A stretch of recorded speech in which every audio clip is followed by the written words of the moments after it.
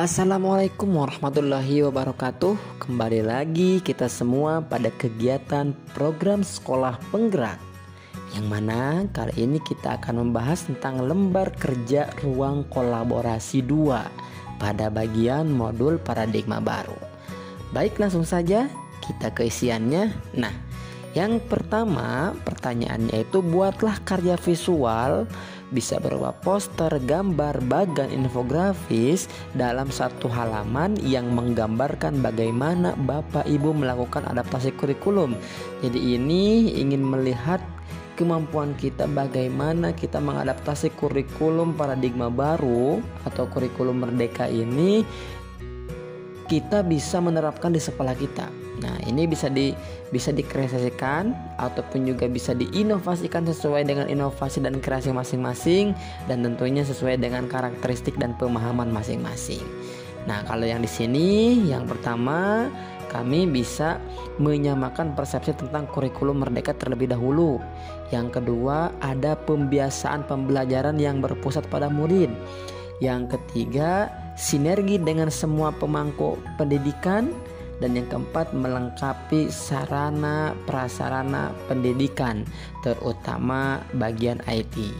Nah, beginilah cara kami untuk menggambarkan bagaimana penerapan kurikulum merdeka atau mengadaptasi kurikulum merdeka di sekolah kami. Mari jalankan kurikulum merdeka. Bismillah. Nah, itu. Yang selanjutnya, pertanyaan nomor 2, apa saja potensi tantangan yang akan dihadapi ketika melakukan adaptasi kurikulum, tentunya kurikulum yang baru ini?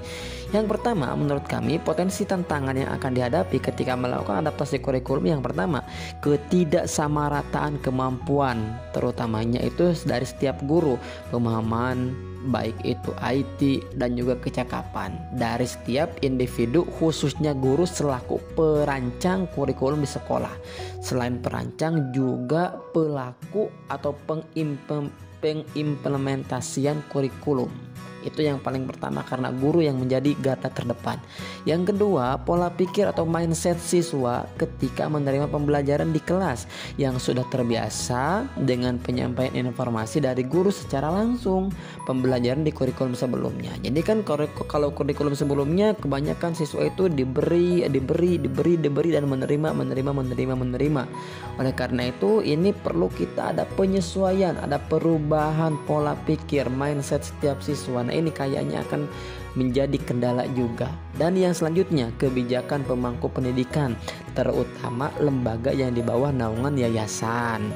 Nah, ini juga perlu dan pasti akan menjadi tantangan juga, karena untuk mempromosikan atau menerapkan atau mengadaptasi kurikulum merdeka ini perlu persetujuan dari pihak yayasan, terutama sekolah yang ada di bawah naungan yayasan.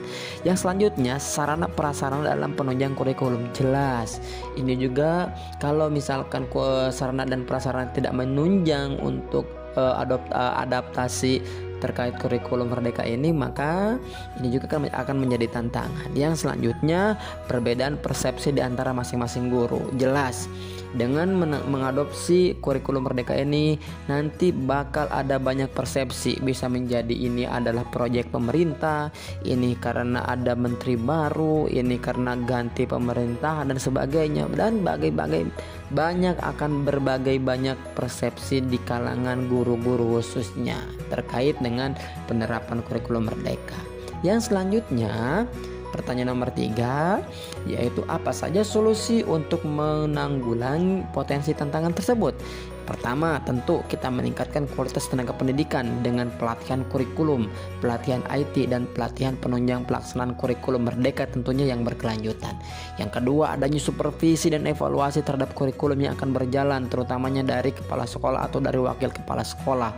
Terus yang selanjutnya, setiap guru ikut serta dalam menyampaikan tujuan kurikulum kepada siswa. Jadi tidak hanya 1 atau 2 guru saja, tapi semua guru, baik itu guru umum, guru khusus, guru eksak, ataupun juga guru sosial, semuanya harus ikut menyampaikan tujuan kurikulum kepada siswa. Yang selanjutnya, pembiasaan kepada siswa dengan cara guru harus sabar ketika menggunakan kurikulum dan konsisten, terutamanya kurikulum baru ini, kurikulum Merdeka Belajar ini harus secara konsisten oleh setiap guru diterapkan.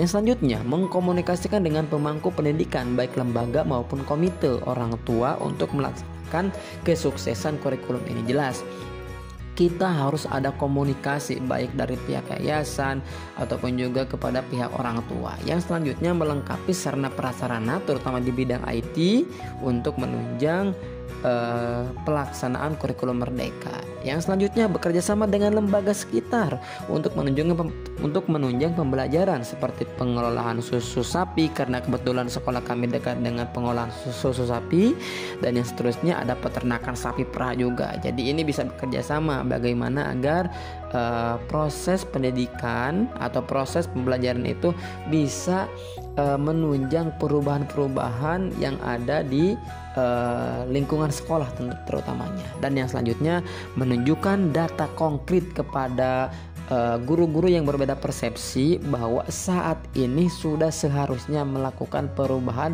atau penyesuaian paradigma baru. Dengan kita melihat tadi perbedaan antara 10 tahun murid ke belakang dalam menerima informasi dan murid saat ini dalam menggunakan teknologi dan sebagainya.